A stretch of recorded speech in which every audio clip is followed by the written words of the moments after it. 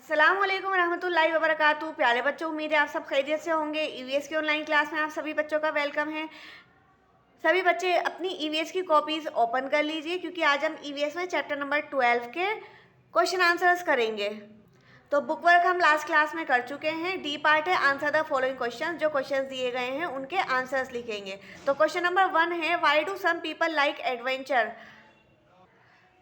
कि कुछ लोगों को एडवेंचर क्यों पसंद होता है। तो आंसर है इसका, man likes to venture into the unknown to explore nature. तो मैन को वेंचर पसंद है क्योंकि इससे वो क्या करता है, जो एनवायरनमेंट के अंदर, जो नेचर के अंदर अननोन चीज़ें हैं ना, उनके बारे में जानने के लिए, उनको एक्सप्लोर करने के लिए। तो आंसर इसका, man likes to venture into the unknown to explore nature. Next है question number 2, what are some different adventure sports.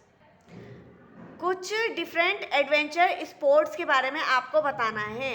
तो इसका आंसर है, some different adventure sports are, different adventure sports कौन कौन से हैं, ballooning, scuba diving, hang gliding and surfing. अब है next question number 3, name many 4 people who have made record by scaling mount Everest. आपको ऐसे 4 पीपल के नाम बताने हैं जिन्होंने रिकॉर्ड बनाया है माउंट एवरेस्ट पर।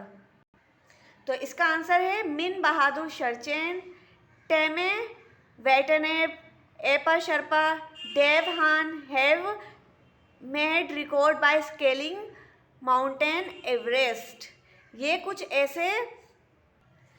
कुछ ऐसे पर्सन्स हैं जिन्होंने माउंट एवरेस्ट पर स्केलिंग की है। यानी इनमें से कुछ ऐसे हैं जो 14 टाइम्स माउंट एवरेस्ट पर चढ़ चुके हैं, कुछ ऐसे हैं जो 21 टाइम्स चढ़ चुके हैं 5 साल में या 10 साल में, इस तरीके से। तो इन्होंने स्केलिंग की है माउंट एवरेस्ट पर। नेक्स्ट है question number 4, right about any 4 types of celestial bodies found in the universe. आपको 4 तरीके की सेलेस्टियल बॉडीज के बारे में बताना है जो कि यूनिवर्स में पाई जाती है, ब्रह्मांड में पाई जाती हैं। तो सेलेस्टियल बॉडीज़ किसे कहते हैं, ऐसी बॉडीज़ जो स्पेस पर प्रेजेंट हैं, जो अंतरिक्ष पर प्रेजेंट है, उन्हें सेलेस्टियल बॉडीज़ कहते हैं। आंसर इसका, 4 types of celestial bodies are stars, planet, galaxies, comets and asteroids. तो अंतरिक्ष पर आपको क्या मिलेगा, स्टार्स मिलेंगे, प्लेनेट्स मिलेंगे इतने सारे, गैलेक्सीज दिखाई देंगी, कमेट्स होंगे और एस्टेरॉइड्स होंगे। नेक्स्ट है question number 5, who are the first Indian to have gone into space.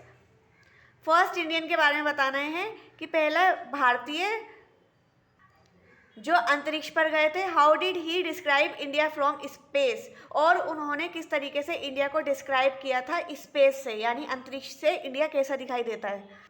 तो आंसर नंबर 5 है, Rakesh Sharma was the first Indian to have gone into space. Rakesh Sharma first Indian थे जो कि स्पेस पर गए थे, अंतरिक्ष पर गए थे। ही डिस्क्राइब इंडिया फ्रॉम स्पेस, सारे जहां से अच्छा। उन्होंने क्या डिस्क्राइब किया था इंडिया के बारे में, तो उन्होंने अपने इंटरव्यू में बताया था, उनसे किसी ने पूछा कि आपको इंडिया कैसा लगा अंतरिक्ष से, तो उन्होंने बताया था, सारे जहां से अच्छा हिंदुस्तान है हमारा, the best in the world, यानी पूरी दुनिया में सबसे बेस्ट। अब है next question, question number 6, right a short note on mount Everest. आपको माउंट एवरेस्ट पर एक शॉर्ट नोट लिखनी है।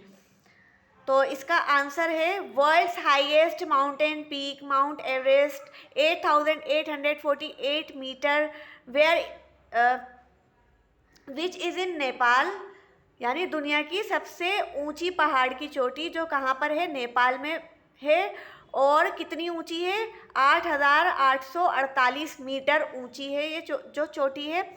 Also lies in the Himalayas, और ये हिमालयाज में आती है, हिमालय के पर्वतों में से है। Mount Everest was first conquered on May 29, 1953 by sir Edmund Hillary and Tenzing Norgay. और माउंट एवरेस्ट पर पहली बार जिसने विजय प्राप्त की थी, यानी जो पहली बार माउंट एवरेस्ट पर गए थे, वो 29 मई को गए थे, और जो ईयर था वो था 1953। और जो 2 पार्टनर्स गए थे उनका नाम था, एक का नाम था सर एडमंड हिलेरी और दूसरे का नाम था टेंजिंग नोर्गे। अब है next question, question number 7, describe the different components of space. आपको स्पेस के डिफरेंट कंपोनेंट्स डिस्क्राइब करने हैं। तो different components of space are, space में डिफरेंट कंपोनेंट्स क्या क्या है, कॉस्मिक रेज, यानी जो स्पेस पर गए हैं तो उन्होंने वहाँ पर सर्च करके बताया कि वहाँ पर कॉस्मिक रेज होती हैं, डस्ट होती है, मैग्नेटिक फील्ड होती है एंड इलेक्ट्रोमैग्नेटिक रेडिएशन, और एक टाइप की रेडिएशन से इलेक्ट्रोमैग्नेटिक रेडिएशन वो भी स्पेस में पाई जाती हैं। आपको पता होगा कि जो जो भी प्लैनेट्स हैं सारे, उनका एक ऑर्बिट है, यानी उनका एक रास्ता है, वो हमेशा अपने रास्ते पर ही गोल गोल इस तरीके से अपने रास्ते पर ही हमेशा घूमते रहते हैं।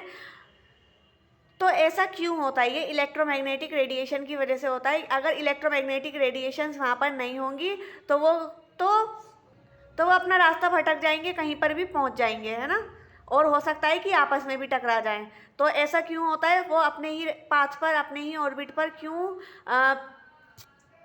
क्यों घूमते रहते हैं? ये इलेक्ट्रोमैग्नेटिक रेडिएशन की वजह से होता है। तो उम्मीद है आपको समझ आया होंगे क्वेश्चन आंसर्स। चलिए बाकी इंशाल्लाह नेक्स्ट क्लास में, नेक्स्ट वीडियो में मिलेंगे। Thank you very much. अस्सलाम वालेकुम रहमतुल्लाहि व बरकातुहू।